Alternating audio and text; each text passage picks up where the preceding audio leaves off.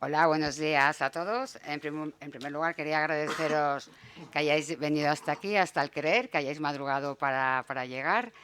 Y nada, para mí es un honor poder presentar esta mesa y que en primer lugar también agradecer vuestra participación. A David, a Tatiana y a Pilar, ya los habéis visto en el programa. Lo voy a presentar por encima porque los tres tienen un currículum muy amplio.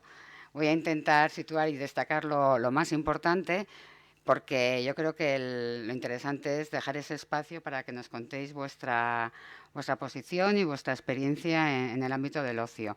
En primer lugar va a participar David Fernández, que es diplomado en Educación Física y también es licenciado en Ciencias de la Educación y en Periodismo. Y el motivo por el que viene aquí es porque es el responsable del área de ocio, deporte y voluntariado de Plena Inclusión aquí en Castilla y León y es secretario general y dirección técnica de la Federación de Deporte Adaptado de Castilla y León. Tiene varias publicaciones en este sentido, tanto para deporte adaptado como de diferentes actividades que se puedan realizar en esta línea. Tatiana Alemán es directora técnica de Accesibilidad Universal, Turismo y Cultura de PREDIF. Como ya habéis visto, PREDIF es la plataforma representativa estatal de personas con discapacidad física. Ella es miembro de la Comisión de Ocio y Turismo de Inclusión del CERMI, también pertenece al Comité Técnico de Normalización que lleva a cabo para la accesibilidad universal y diseño para todos desde AENOR. Algo que para nosotros es muy importante también, todo lo que sea calidad en accesibilidad, como bien habéis oído y habéis escuchado al director del centro. Lleva trabajando siempre en los ámbitos de la discapacidad y la accesibilidad bueno, y también me gustaría destacar toda la formación que tiene, ya no solamente a nivel laboral, la formación que tiene en posgrado de accesibilidad y diseño para todos.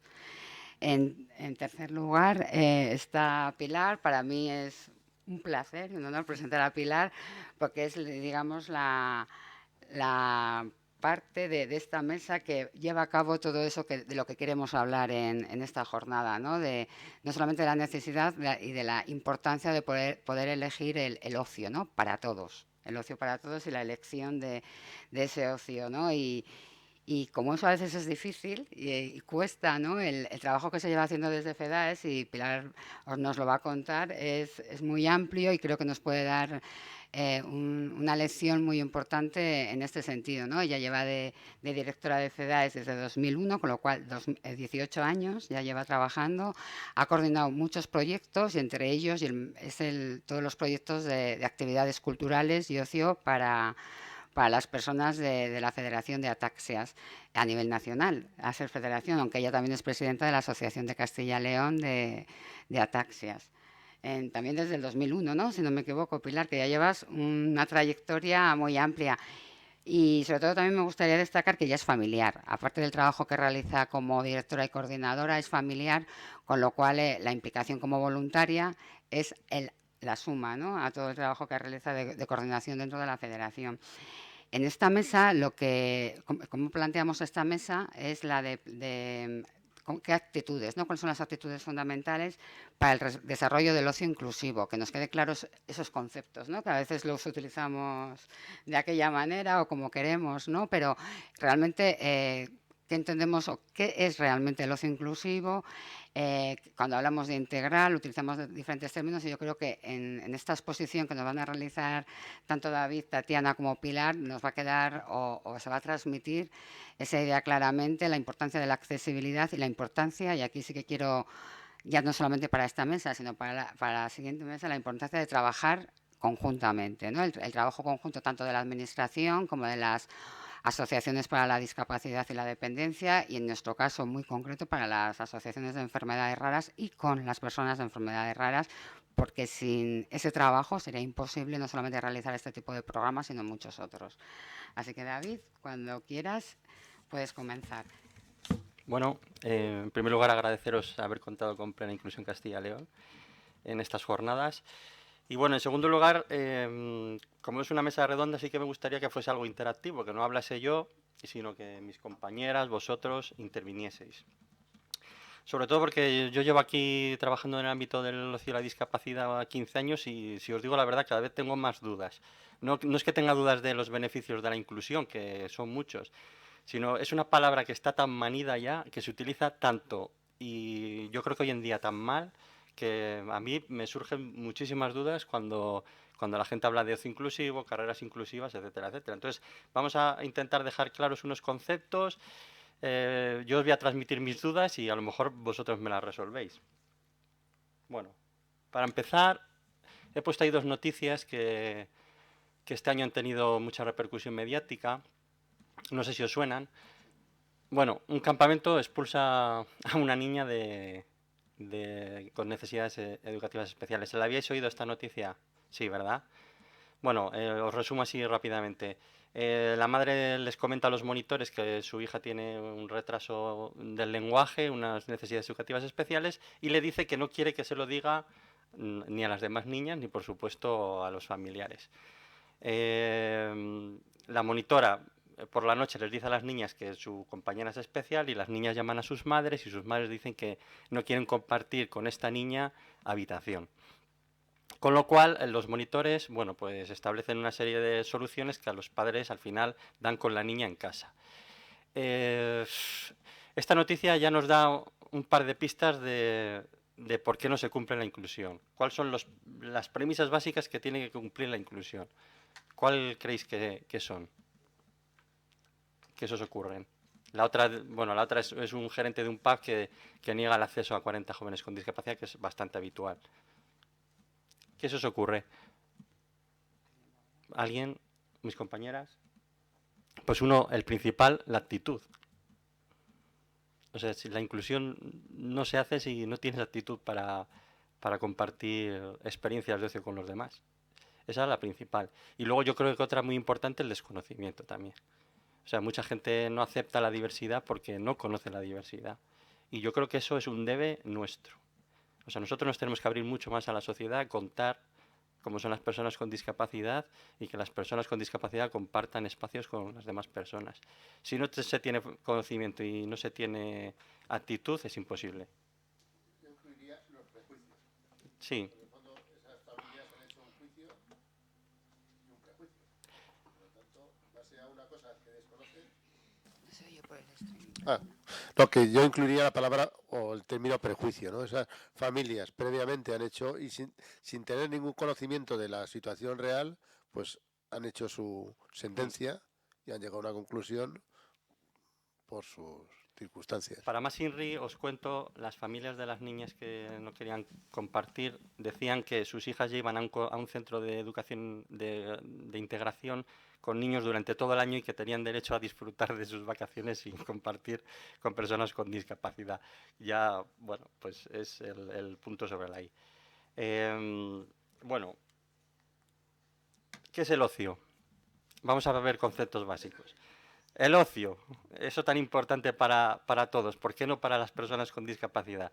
Yo, si os digo la verdad, me siento muy realizado en mi trabajo, pero vivo para organizar mis vacaciones, mi tiempo libre, mis tardes de deporte, etcétera, etcétera. Yo creo que todo el mundo vivimos con esto. Dos características básicas que tiene que tener el ocio, que se haga en el tiempo libre y que sea libremente elegida. Vamos a pensar en las personas con discapacidad con las que nosotros trabajamos. Se hace en el tiempo libre, hacemos actividades de ocio con ellos en el tiempo libre, las eligen ellos realmente o nosotros les damos una carta con las dos o tres cosas que hay y ellos eligen. Cuando digo en el tiempo libre me refiero también, que yo creo que es un concepto que se trabaja poco, es que cuando, por ejemplo, tú haces un grupo de gente con discapacidad a las que prestas un apoyo y sales por ahí de fiesta y tienen 40 años, no sales a las 7 de la tarde. ¿A qué hora salimos los cuarentones de fiesta? A las 11, a las 2 de la noche. ¿Y por qué con esta gente salimos a las 7? Bueno, yo os voy planteando dudas. A lo mejor no estáis de acuerdo, pero bueno, me lo decís. Los beneficios del ocio.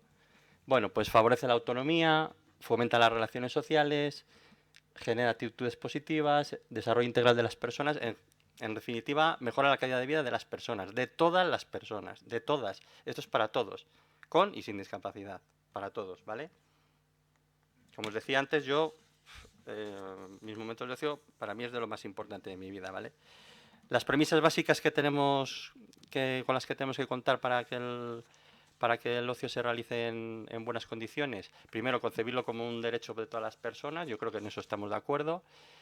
Formar a las personas para que decidan de una manera adecuada, que tomen decisiones de una reflexión coherente. Esto es muy importante, es decir, aquí hay personas con una movilidad reducida, no te pueden decir que quieren jugar al tenis, por ejemplo, si no pueden mover los brazos ni las piernas.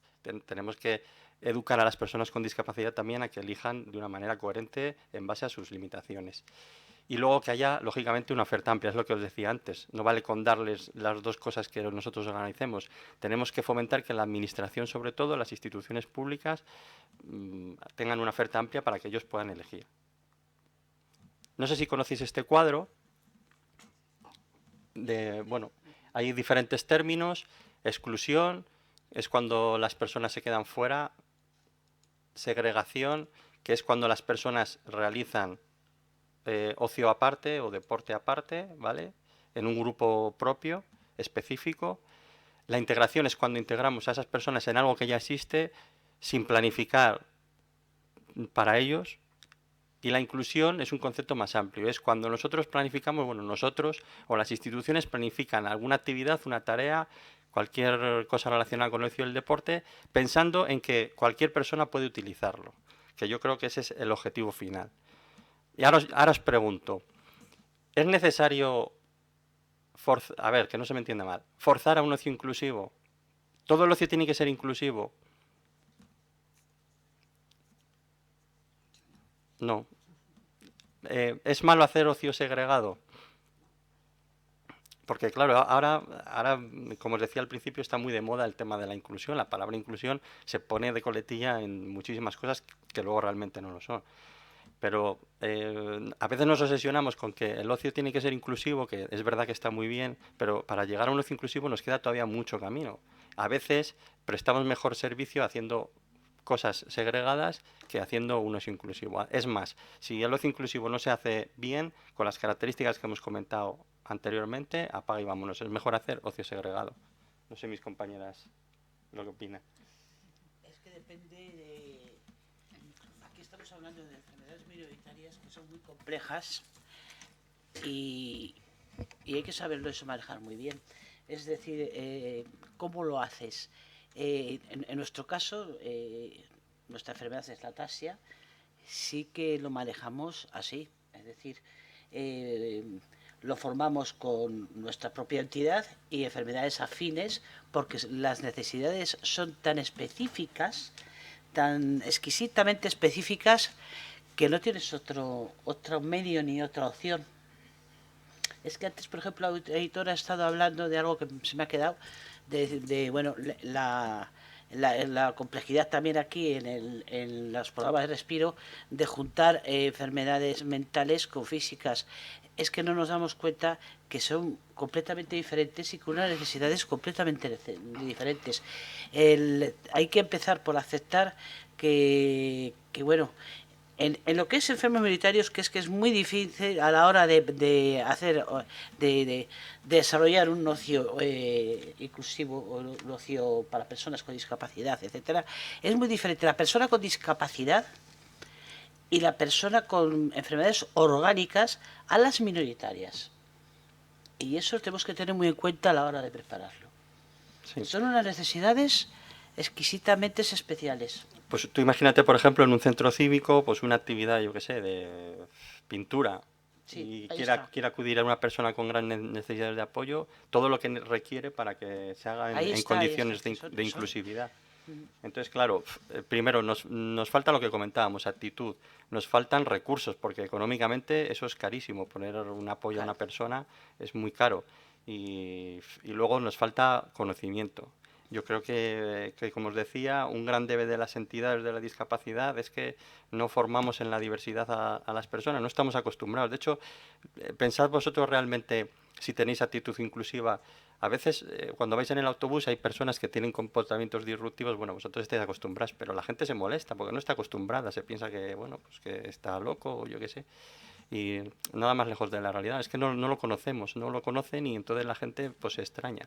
Pues en actividades de ocio la gente no quiere compartir, es como estas madres. Claro. Pues es que mi hija no quiere estar con esta niña que Es que tenemos que empezar, yo creo, es que estoy muy de acuerdo con todo lo que estás diciendo, desde las edades más tempranas. Nosotros una de las actividades que desarrollamos es la educación desde las edades más tempranas.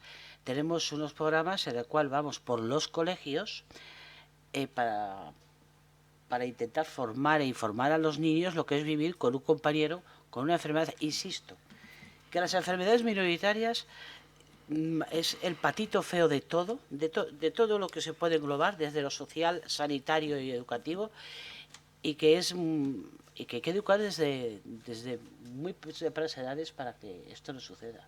Efectivamente, yo creo que la educación es básica y que los niños desde pequeños vean que la diversidad forma parte de la sociedad. Claro.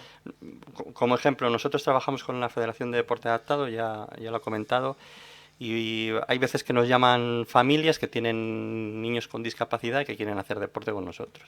Nosotros siempre la primera opción que le damos es el ámbito escolar, siempre, el ámbito inclusivo, siempre que se pueda. Si sufre rechazo y ya no tiene otra opción, nosotros le ofrecemos nuestras escuelas, pero siempre que se pueda, en edades escolares, el ocio... Nada. En edades escolares, el ocio y el deporte lo tienen que hacer con los niños de su edad. Siempre, siempre que se pueda. ¿De acuerdo? Bueno, vamos a seguir. ¿Cuánto me queda? Vale. Bueno, desde Plena Inclusión, el ocio inclusivo es la forma de entender el ocio, lo que hemos comentado, para que todo el mundo tenga acceso a él en igualdad de condiciones. Y abarca el conjunto de actividades planificadas por la comunidad y dirigidas a todas las personas independientemente de sus características. Es decir, lo que os comentaba antes, una clase de guitarra que organiza y planifica una clase, un curso anual. Pues tiene que tener en cuenta que a lo mejor viene una persona con discapacidad intelectual que quiere hacer guitarra. Esto es muy idílico, pero es el ideal. Deberíamos de tender a ello. Bueno, ahí está la pesada losa. No es tan fácil, pues por lo que os comentaba antes. Ahí pongo una serie de preguntas. Bueno, pues lo hemos estado hablando durante la exposición. ¿Estamos preparados para la inclusión realmente?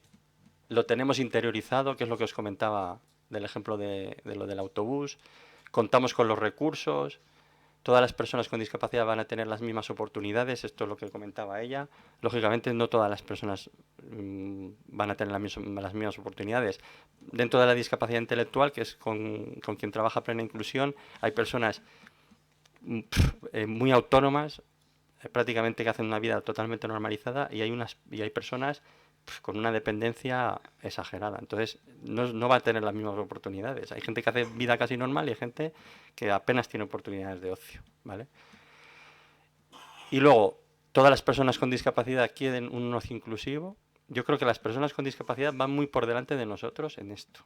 Las personas con discapacidad, hay momentos que quieren ocio inclusivo, hay momentos que quieren segregado, y lo que tenemos que hacer es tener una oferta amplia para que ellos puedan elegir, ¿vale?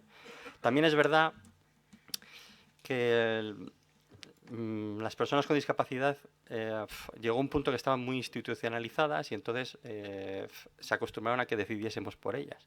Entonces su capacidad de elección era muy, muy pequeña. Bueno, así para terminar, limitaciones externas. He puesto una serie de limitaciones externas, internas y unas premisas y ya acabamos. Las limitaciones externas que nos podemos encontrar, pues condiciones de accesibilidad en los espacios de ocio, condiciones sociales y emocionales, que son los rechazos y los miedos, esto es la actitud, condiciones relacionadas con la formación, la capacidad y el desconocimiento, la actitud, y las condiciones económicas, que también son muy importantes. Y limitaciones internas por las propias que tengan las personas con discapacidad, déficits sensoriales, de comprensión, físicos, los miedos, la baja autoestima, etcétera. Y bueno, para terminar, unas pautas que desde Plena Inclusión aconsejamos para que el ocio sea realmente inclusivo o tendamos a ellos. Pues lo primero, que cada persona es única y sus preferencias son particulares. Lo que comentaba Yitor antes, el trabajo centrado en la persona. La naturalidad es fundamental, no hay que tener miedo a equivocarse. La gente no sabe tratar con personas con discapacidad, no hay que culparles por ello, sino que hay que enseñarles. El uso adecuado del lenguaje es importante. Yo siempre digo que es mejor ser bien pensante que bien hablante, pero bueno, es importante que cuando nosotros trabajamos con personas con discapacidad, enseñemos a las personas a a elegir bien los términos para que luego eso en su cabeza vaya quedando el pozo y vaya construyendo una imagen de la persona con discapacidad adecuada. No sé si habéis visto el titular que ponía al principio, ponía, no sé si era niña discapacitada, ponía, ¿vale? El término discapacitado, como ya sabéis, está obsoleto porque globaliza mucho a la persona. Cuando hablamos de discapacitado parece que la persona ya tiene discapacidad en todas sus facetas de la vida y nada más lejos de la realidad, como sabéis. Ser consciente de las limitaciones de cada uno, eso también es importante. La sobreprotección es una de las mayores lacras para las personas con discapacidad. Yo esto lo he vivido en mis carnes y yo creo que es algo... Uy, que rompo esto. Algo clave en la vida de las personas con discapacidad. Cuanto menos nos atrevamos a dejar hacer a las personas con discapacidad, más le estamos coartando, menos capacidad de elección y menos herramientas está teniendo para vivir su vida de manera lo más normalizada posible. No sé si estáis de acuerdo en eso. A veces la sobreprotección acabamos tratándoles como niños a personas de 60 años, les llamamos chicos a señores jubilados que van a jugar la partida, chicos. Bueno, fomentar la autonomía en la medida de lo posible, coordinarse entre todas las administraciones. Aquí las administraciones públicas enseguida se apuntan el tanto, como os decía, ponen inclusión, no sé qué inclusiva, y ya está, se quedan tan a gusto, pero lo que tienen que hacer es poner recursos para ello. Sensibilizar, difundir, formar, contar con apoyos necesarios y, sobre todo, desterrar actitudes de rechazo. Bueno, siento haber ido tan rápido, espero que estas 4 cosas que os he contado os hayan quedado claras. Muy claro. Muy claro. Muchas gracias, David. Tatiana, cuando quieras.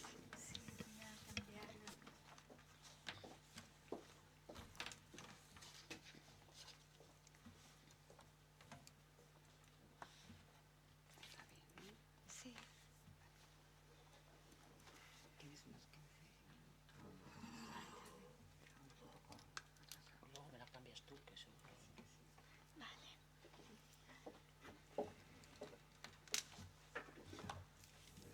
Bueno, mi nombre es, bueno, lo he dicho, Tatiana Alemán. PREDIF, ¿por qué trabaja en el ámbito del turismo accesible?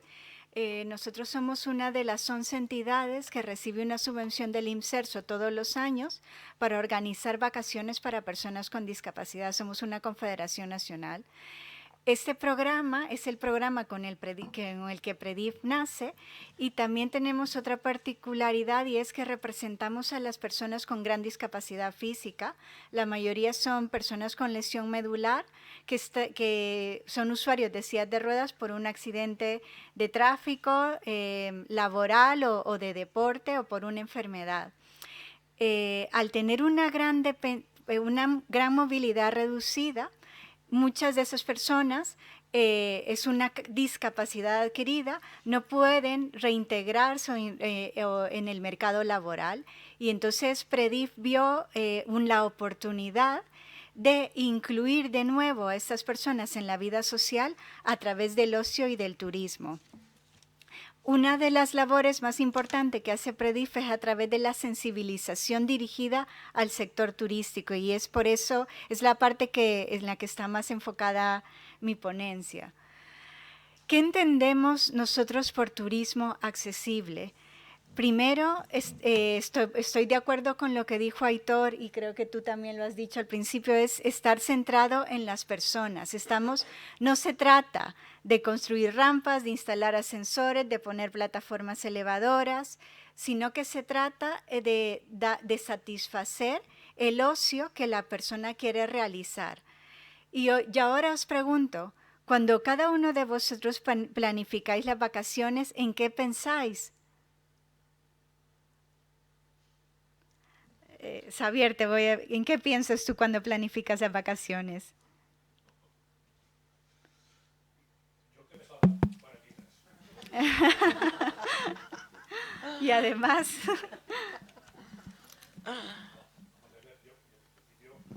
si son para personas disculpa, si son para personas con discapacidad, pues evidentemente que sean unas vacaciones que todo el mundo las disfrute, que todo el mundo sea capaz de generar actitudes positivas y que se lo pasen bien durante estas vacaciones. Pero yo no estoy de acuerdo contigo del todo, porque cuando cada uno de nosotros planificamos las vacaciones, tengamos o no tengamos una discapacidad, queremos hacer las mismas cosas. ¿Y qué queremos hacer en nuestro tiempo libre?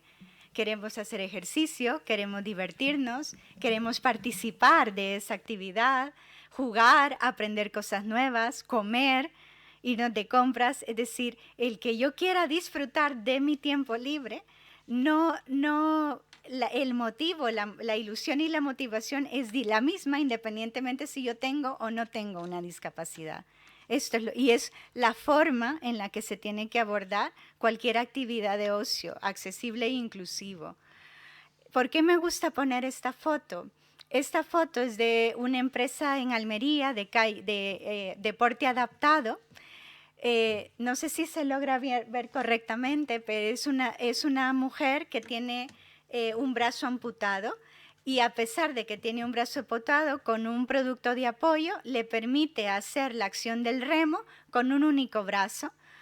¿Por qué me gusta poner esta foto? Porque el convertir cualquier actividad cultural o de turismo en una actividad inclusiva no solo depende totalmente de acuerdo contigo con la actitud de las personas, pero también con los recursos físicos que empleemos para hacer esa actividad inclusiva. Y se trata de solventar la necesidad para que esa persona pueda participar con sus propias capacidades en esa actividad. Y para eso hay que pensar en 4 principios.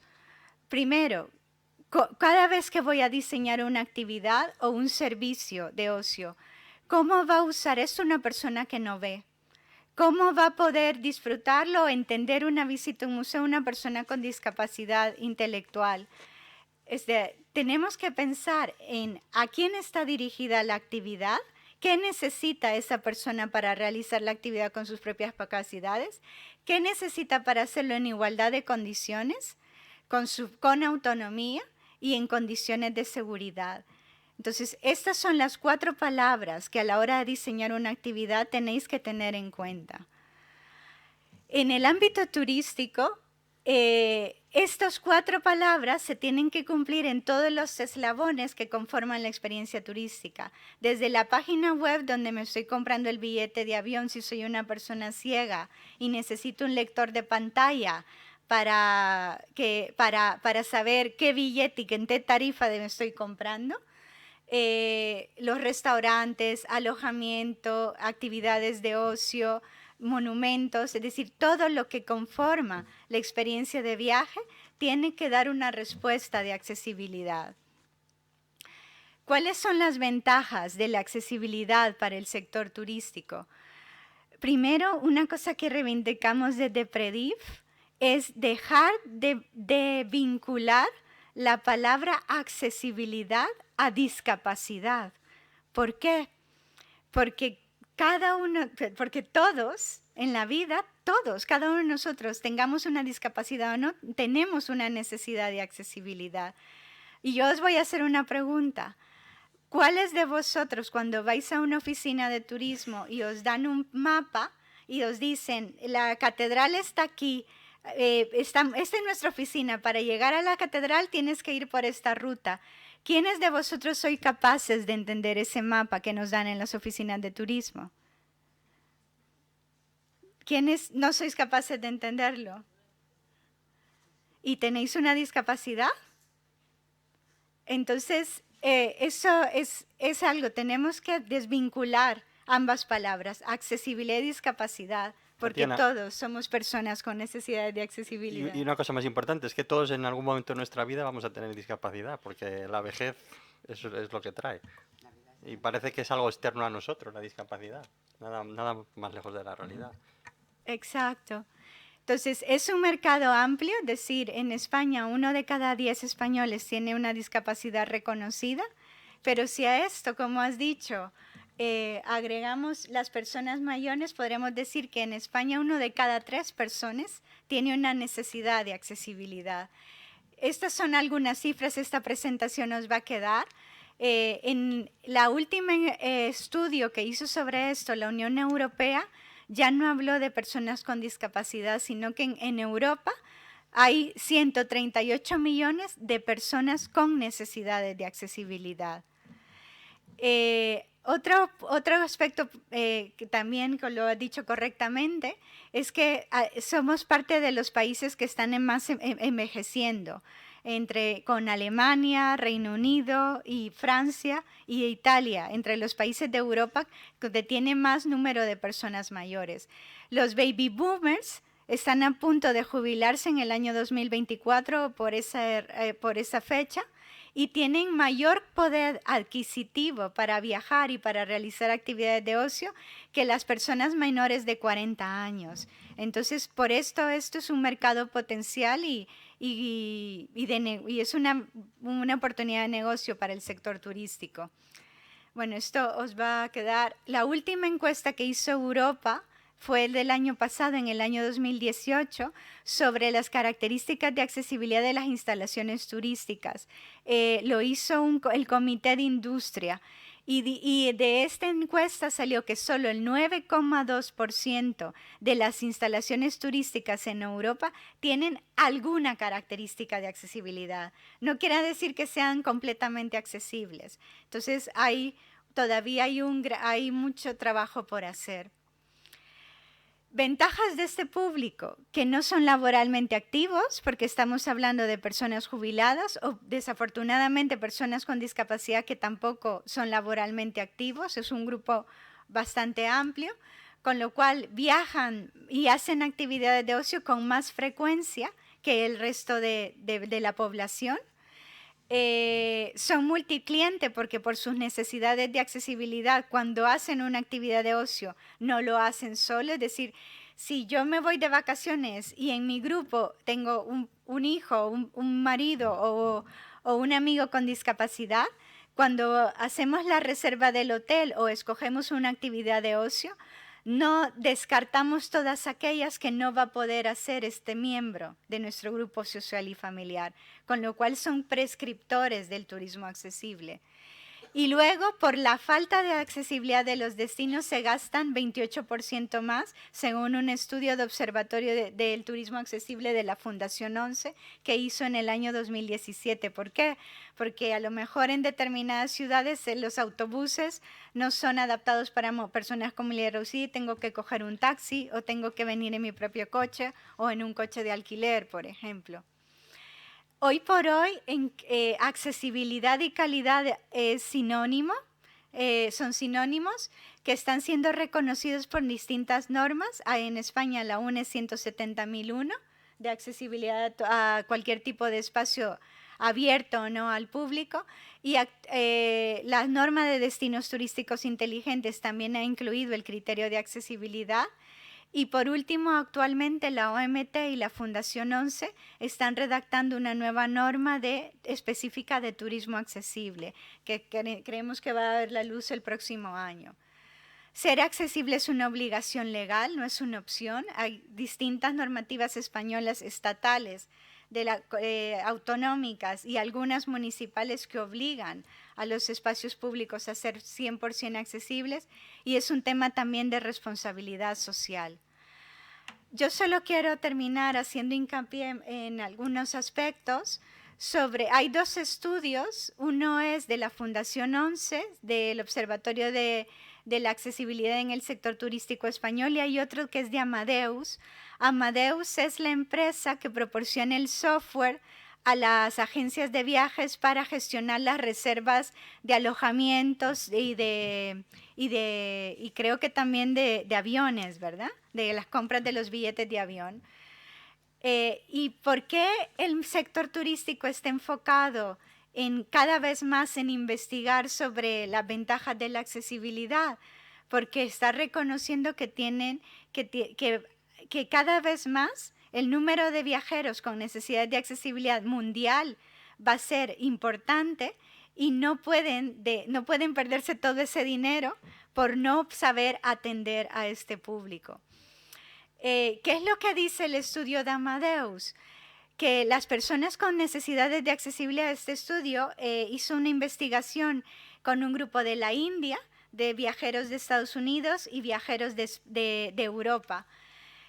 ¿Qué demandan estas personas? Que las agencias de viajes o cualquier persona que le ofrezca una actividad de ocio aborden la accesibilidad desde un punto de vista global e integral, que no tengan que pagar un precio extraordinario por un producto accesible, que puedan saber cuáles son las condiciones que están contratando de accesibilidad previas al viaje y poder ser autónomo en todas las etapas del viaje. Les solicitaron puntuar con una nota cuáles son los establecimientos turísticos según el criterio de accesibilidad, su opinión sobre la accesibilidad de los establecimientos. Pues los que salieron mejor puntuados son los alojamientos y los que salieron peor puntuados son las estaciones de tren, por ejemplo. ¿Cuáles son los retos principales que reveló este estudio? Y aquí yo quiero hacer hincapié en una palabra: información. Es decir, estos son el 46% de los entrevistados demandaba información sobre la accesibilidad del destino. Al mismo tiempo, la segunda demanda es personal formado para que les atienda de forma correcta en el destino o en el establecimiento, que conozca sus necesidades o al menos que tenga un conocimiento previo de estas necesidades. Otra vez, información, que hay falta de precisión en la información, tiene que ser información objetiva que les permite tomar decisiones. Retos en la accesibilidad en el medio físico, falta de conocimiento de proveedores que ofrezcan servicios accesibles, gastan más tiempo en planificar su viaje y sobre todo otra cosa que demanda es las páginas web con información turística que sean accesibles. Entre las demandas, a modo de resumen, soportes en la comunicación, visitas guiadas personalizadas, servicios sanitarios accesibles y seguros personalizados. ¿Y por qué seguros personalizados? Porque cuando yo voy a una agencia de viajes, el seguro que me ofrecen es estándar y a lo mejor mi silla de ruedas o mi handbike o un aparato que tengo que utilizar para dormir por la noche o mi dispositivo que me utilizo para comunicarme, pues a lo mejor me ha costado 6.000 euros o más y eso no está integrado en el seguro que la agencia de viajes me contrata a la hora de viajar. Y los productos de apoyo, por la mala manipulación de estos a la hora de viajar, los terminan estropeando. O seguros de salud también, porque tengo una necesidad sanitaria y sé que si me pongo malo en un país, sobre todo extranjero, necesito saber a dónde ir y que tenga un hospital de referencia en la necesidad sanitaria que yo tengo. Si catalogamos las necesidades de accesibilidad de las personas, este es un diagrama de un estudio de Visit England, que es la versión de Tour España para Reino Unido, un estudio sobre turismo accesible en el Reino Unido. Entonces dice que entre más baja sea la necesidad de accesibilidad de una persona, menor necesidad de información necesita a la hora de planificar sus vacaciones accesibles. Y determina, por ejemplo, más baja es una discapacidad visual o auditiva leve, y las necesidades más altas de accesibilidad pues son las personas con discapacidad intelectual, que son aquellas que, como tú contabas en las noticias, son las mayormente discriminadas porque la sociedad tiene todavía demasiados prejuicios y, por ejemplo, todos sabéis, hace unos años hubo también un grupo de chicos con síndrome Down que creo que fue en la Comunidad Valenciana, no les dejaron entrar en una discoteca porque no eran bienvenidos en esa discoteca. Entonces, pues esto es un gráfico que dice no todos tenemos las mismas necesidades de accesibilidad, como decía Pilar, y dependiendo de mis necesidades voy a necesitar una cosa u otra a la hora de participar en las actividades de ocio. ¿Y cuáles son las capacidades? Tenemos que ver a las personas, dejar de ver a las personas por su discapacidad y empezar a verlas por su capacidad. Saber que una persona usuaria de silla de ruedas camina rodando, que una persona con discapacidad auditiva escucha mirando, que una persona con discapacidad visual observa o ve escuchando, o que una persona con problemas de aprendizaje entiende tocando posiblemente. Entonces, nuestras actividades tienen que estar centradas en los que sí pueden hacer las personas. Bueno, dejo solo para... ¿Puedo terminar con un vídeo? 45 segundos. Bueno, solo quiero terminar, contarles que nosotros hemos creado un plan de plataforma web y una aplicación móvil de turismo accesible que se llama Tour for All, donde cualquier persona con discapacidad o sin discapacidad puede publicar información sobre la accesibilidad de los espacios de ocio y turísticos. El cuestionario que cumplimentan los usuarios ha sido creado con la colaboración de la mayor parte de entidades sociales de las que representan a las personas con discapacidad en España. Sí, ha sido un cuestionario construido por todos nosotros y ha colaborado también profesionales del sector turístico y del CEAPAD. Estos son algunas, no lo voy a poner, pero tenemos un evento específico de ocio que se llama Fiesta Tour for All, donde y si queréis organizar una aquí en Burgos o desde vuestros lugares de trabajo, estamos abiertos a ayudaros a organizar esto. Esto lo hemos organizado en distintas ciudades de España, donde voluntarios con y sin discapacidad nos reunimos en el centro de una ciudad y usando la aplicación móvil metemos datos sobre la accesibilidad de los establecimientos turísticos y de ocio. Entonces voy a terminar poniendo un vídeo de la Fiesta Tour for All de Madrid que hicimos hace 2 años.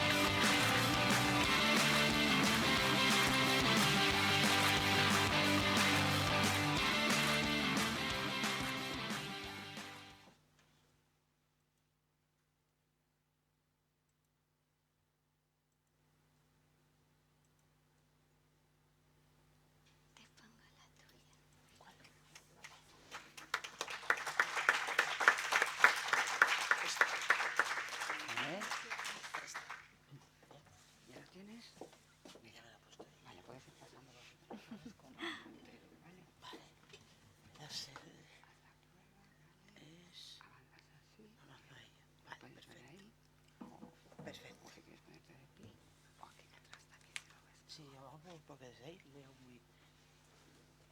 Creo que me voy a poner de pie porque me estaba faltando la visión desde ahí.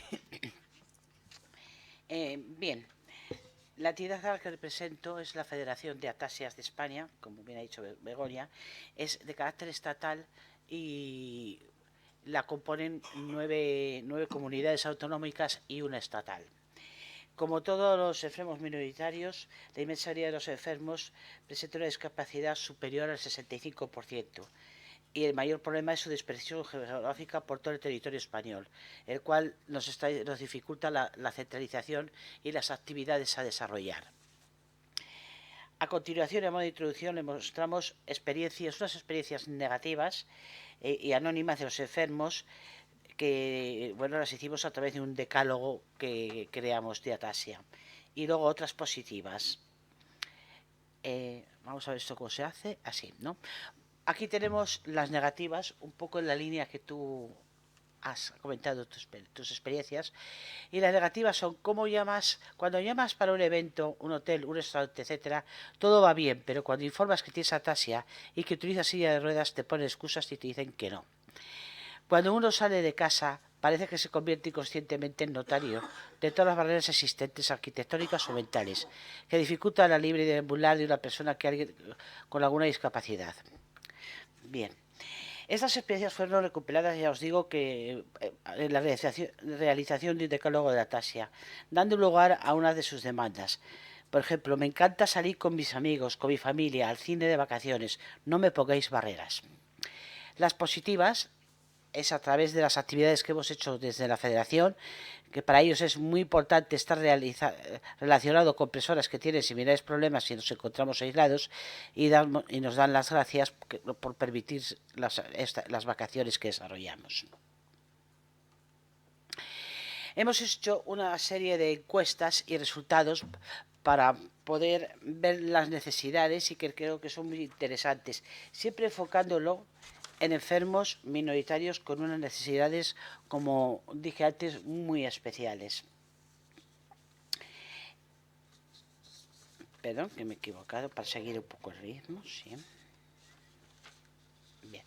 Los resultados de la encuesta de demanda de situación sociosanitaria enfermos de atasias enfermedades del 19 es la siguiente. Aproximadamente el 73% de los afectados encuestados han dejado de realizar actividades culturales de ocio y tiempo libre por la falta de adaptación de las mismas. El 72% de los encuestados consideran que su localidad de residencia no ofrece suficientes actividades de ocio y tiempo libre para personas con discapacidad. Y más del 85% cree que realizaría más actividades de ocio y tiempo libre si estuviera lo suficientemente adaptada. Estos son los resultados de demandas y situaciones sociosanitarias de FEDAES del 2019. Pasamos a 4. La Federación de Atasia de España, que como ya antes ya os he comentado, es una entidad sin ánimo de lucro de carácter estatal que está integrada por 10 entidades.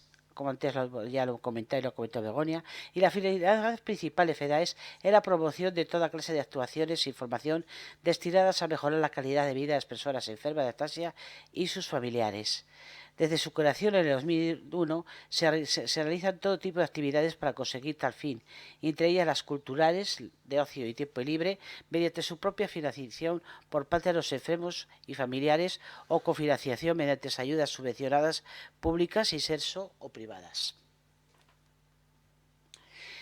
Ahora vamos a comentar un poco la gestión de estas actividades que se hacen y los problemas que tenemos al estar tan dispersos, ¿no?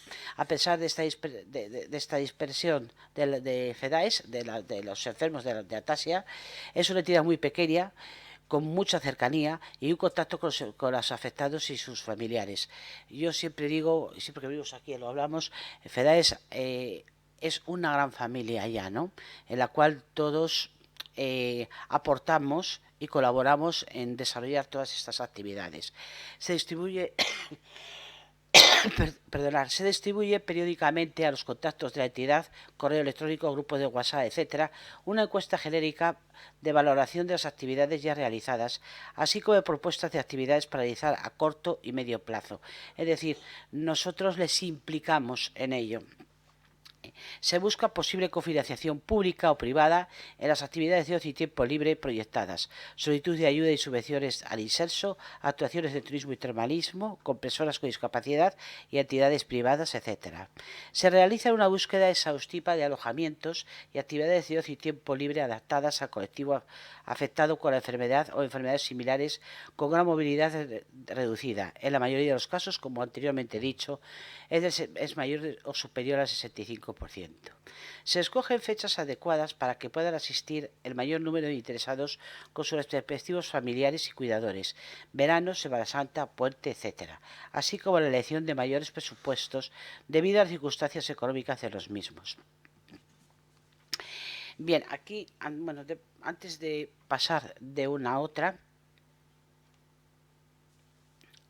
quería comentaros que, claro, la realización de la búsqueda exhaustiva de los alojamientos no nos vale las instalaciones, como me parece tú decías, accesibles, o como, entre comillas, hablan accesibles. No, nuestro colectivo necesita que estén absolutamente adaptadas.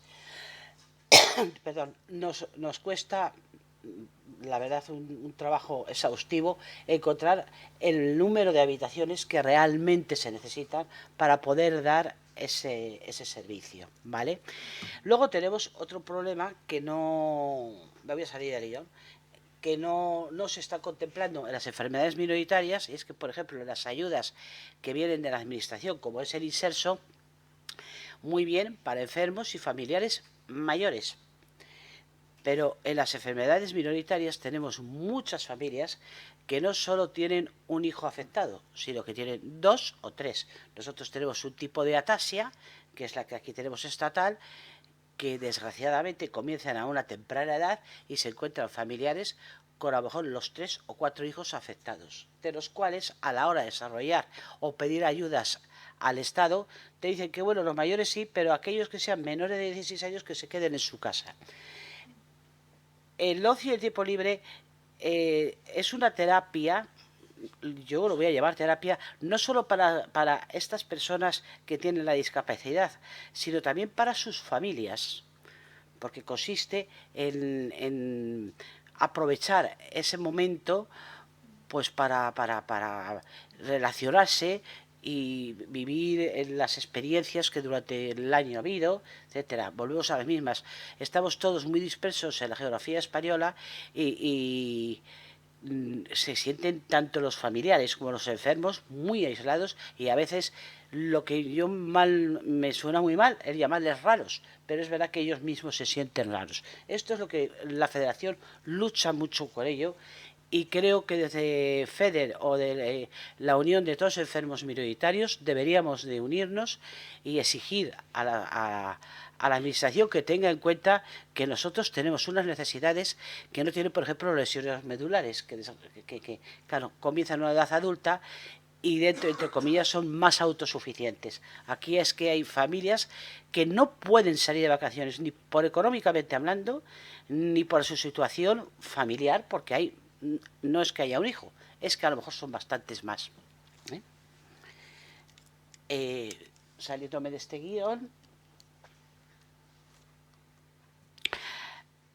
la enfermedad, con esa gran discapacidad que tenemos, no es un obstáculo para realizar actividades físicas deportivas de la naturaleza, destinadas al colectivo al que representa FEDAES. Así hemos hecho parapente, tirolina en el Pirineo aragonés, esquí adaptado, vela, paseo en camello, etc. Colaboramos con entidades y asociaciones relativas al ocio y tiempo libre, realizando actividades culturales tales como representaciones teatrales inclusivas, conciertos para fomentar el ocio adaptado, monólogos en ciudades adaptadas, etc. Se solicita, y en su caso se hacen colaboraciones con el resto de asociaciones de personas con discapacidad, con el fin de que actividades culturales de ocio y tiempo libre lleguen al máximo número de enfermos y familiares. Se facilita a los posibles interesados información exhaustiva de las actividades previstas en el año en curso y en cada trimestre adjuntando la solicitud de participación e información complementaria. Lo mismo, vía correo electrónico, WhatsApp, redes sociales, etc. con esto, como decía David, lo que estamos intentando no es hacer darles todo hecho, que tenemos mucha costumbre, les tratamos como niños.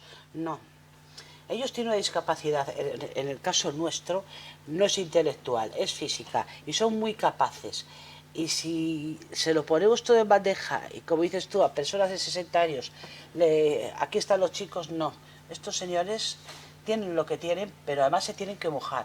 Nosotros no tenemos medios suficientes como para no... Les necesitamos a ellos y que colaboren, tanto ellos como los familiares, para que esto se pueda llevar. Y creo que es un aprendizaje bueno. Les tenemos que incluir no solo en... No se puede estar hablando solo de exclusión para... Es que hay que incluirles en todo lo que ellos puedan hacer y puedan aportar, ¿eh? Es algo que también trabajamos bastante, que se impliquen en todo aquello que bueno, que va a ser beneficio suyo, ¿no? Se gestiona, se informa y tramita solicitudes, bueno, esto ya lo hemos dicho, y se gestiona ediciones sucesivas de FEDAES por Europa. Esto es algo que ha sido muy reclamado, sobre todo por los más jóvenes, nos ha costado mucho, pero llevamos por la tercera edición, pero hemos logrado y conseguido, sobre todo en Roma, que yo decía, si Roma lo superamos, superamos Europa. Y la verdad es que ha sido una experiencia muy bonita, y os aseguro que no ha habido en un solo hotel que no hayamos tenido todas las habitaciones exigidas, adaptadas. Unos mejores y otros peores, pero todas, ¿eh? Ya hemos hecho una de Roma, Viena y Budapest y Berlín. Se realiza un contacto directo y personal con el personal directivo, el de los centros hoteleros rurales, al estilo de las actividades. Se realiza la prospección de los posibles destinos para comprobar la idoneidad de los mismos, y actualmente la entidad cuenta con 21 voluntarios que participan en las actividades propuestas para su efectivo desarrollo. Los voluntarios nuestros son gente con mucha experiencia. Incluso tenemos la suerte de personas que han perdido a sus seres queridos, siguen con nosotros de voluntarios. Suele ser gente además muy cualificada. Aquí tenemos pues desde enfermeras hasta psicólogas, hasta profesores de educación física, lo cual nos viene muy bien a la hora de... todos ellos están tan implicados que aún después de siguen con nosotros colaborando y ayudándonos, lo cual nunca será lo suficientemente agradecido por nuestra parte. Por eso digo que lo que sí que formamos es una familia muy amplia. Se contacta personalmente con los seleccionados en las actividades con el fin de conocer sus necesidades de adaptación y resolución de posibles problemas con la ejecución de las actividades. Efectivamente, como vosotros antes decíais, es muy diferente una persona que es ciega a una persona que, en el caso de la ataxia, lo que más les afecta es la coordinación y el equilibrio, y bueno, pues hay cosas que es imposible. Tenemos que saber qué necesidades tienen, a veces les seleccionamos por grupos para hacer X turnos, y desgraciadamente hay veces que nos vemos en la necesidad de decir, esta persona no puede acceder a determinadas actividades, ¿no? Los grupos que integran cada una de las actividades están compuestos por 30 o 40 personas, a veces un poquito más, para crear un ambiente de familiaridad con todos y cada uno de ellos, participando voluntariamente las mismas, como antes he dicho, pues desde miembros de la Junta Directiva como las trabajadoras actualmente de la entidad. Se ofrece a cada uno de los participantes medios adicionales de adaptación para cada una de las actividades propias de la entidad, o alquilamos específicamente para las mismas, tales como rampas portátiles, agarraderas, sillas de ducha homologadas, sillas manuales de emergencia, etcétera. Realmente, exceptuando cuando los viajes son en avión, que no nos vamos a llevar todas estas parafernalias, nos llevamos las sillas de emergencia y las rampas y ya está.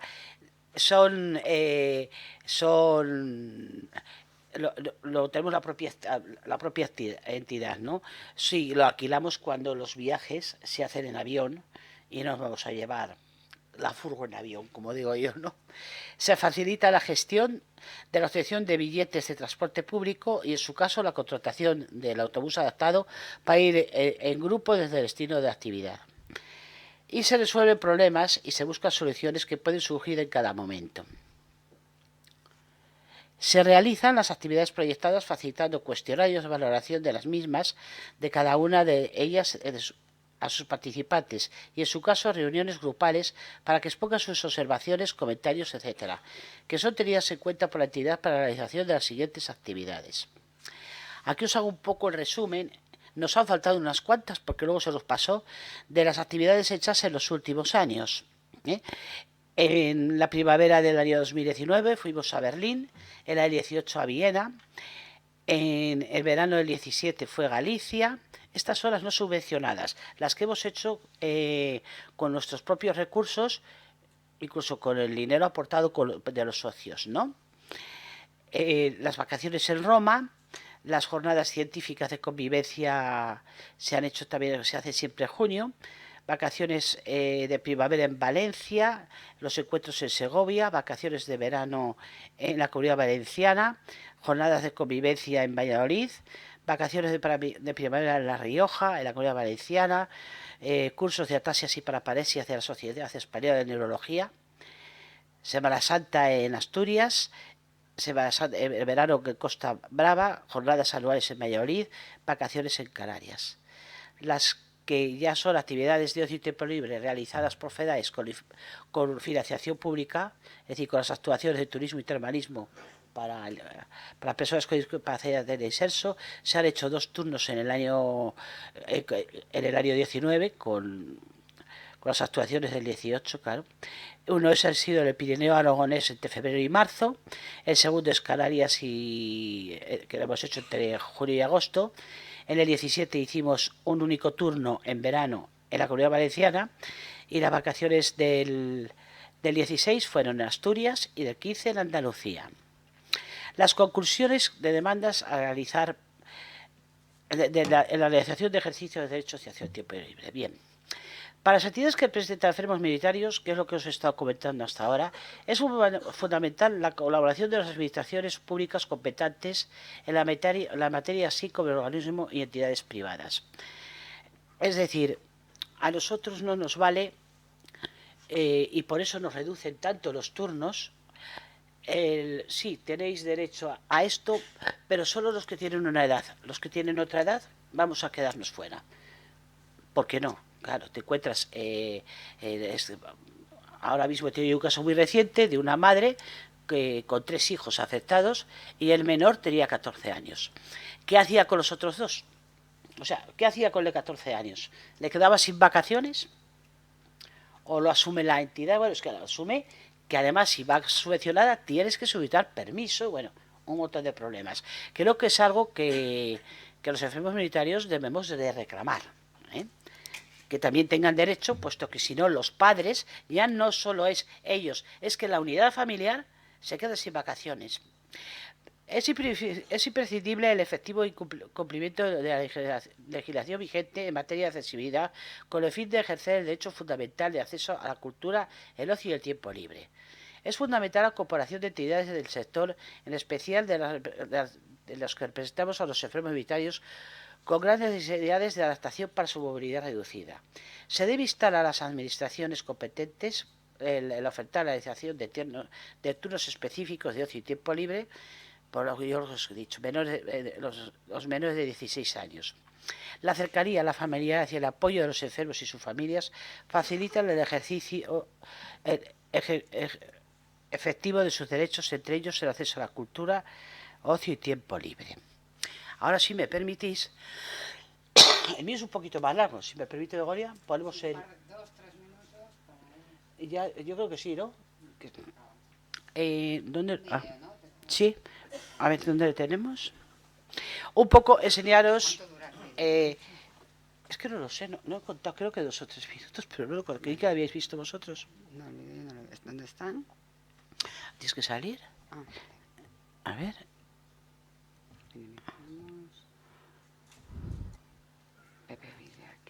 No, sí. ¿Será este? Sí. Un poco para que veáis. Bueno, hemos buscado las fotos de mejor calidad, porque ahora con los WhatsApp las fotos no son muy buenas. Para que veáis que efectivamente llevamos gente joven, pero muchas se tiene que quedar fuera. Es ahí, sí. No tienes que dar aquí, a la primera. Dame la primera y das aquí el botoncito este. Ya está. ¿Es un vídeo? Vale. Pensaba que era vídeo o móvil. Sí. Lo que funcione. Ah, pero tenía música, ¿esto no tiene música? ¿Begonia? ¿Eh? Sí, sí, ¿No tiene sonido, altavoz? ¿no? Está puesto el sonido, sí. Bueno, lo mismo. Está puesto el sonido. Lo vamos a ver si sonido está. Nada, era música, yo tampoco. Sí que está puesto el... Sí, a tope. ¿Puedes saber? ¿Te Es lo segura? mismo. Lo vais viendo. Está puesto el sonido. No sé. A lo mejor sale más tarde, espera. Con la transición. Ahora se ha quedado ahí. Ajá. Bueno, habíamos puesto una música muy bonita nada más.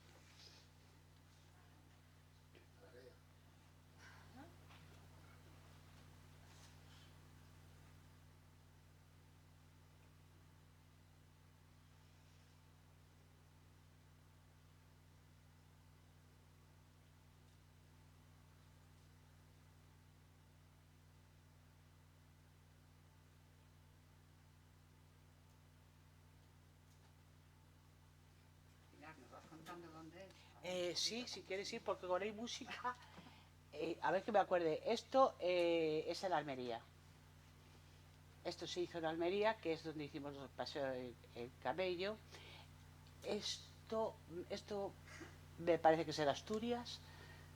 No siempre me acuerdo de todas las... Esto es muy fácil. ¿Dónde es? Es en Burgos, aquí, según venimos a creer. Son dos hermanas mellizas. Esto es en Segovia.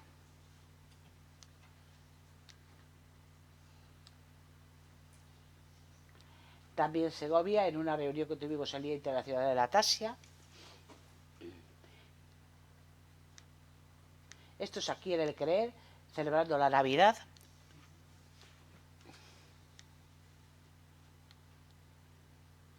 Esto está hecho en Asturias, porque es muy curioso, toda la gente del sur está locos por irse al norte.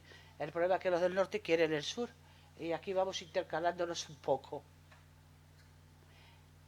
Esto me parece que está hecho en Alicante. Esto es Galicia.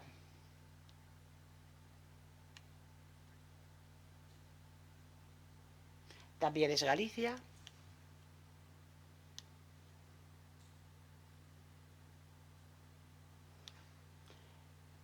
Esto también es Galicia.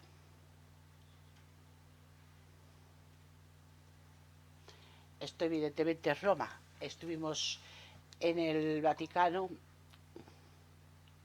y nos dieron un lugar preferente.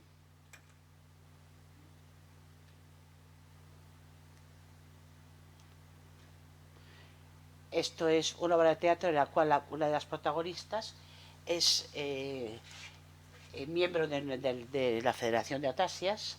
Esto ha sido en Berlín, que ha sido el último que hemos hecho en primavera. Esto fue Budapest.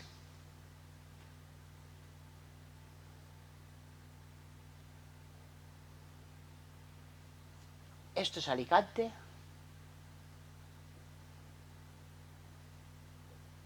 El Pirineo Aragonés.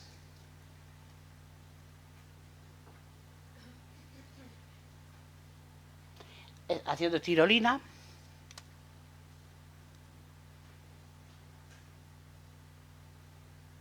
Preparándose para ello. Paso yo bastante más miedo que ellos. Era la tirolina más grande de Europa. Y yo estaba que... Aquí en Car, que también fue una actividad muy... ¿Qué te dedicas a...? Este es un autobús, el autobús del avión, que nos van pasando de unos a otros. Y aquí, pues, estamos en Canarias, que fuimos en un barco al avistamiento de los cetáceos. Es el Teide. Y esto ya se acaba. Y fin.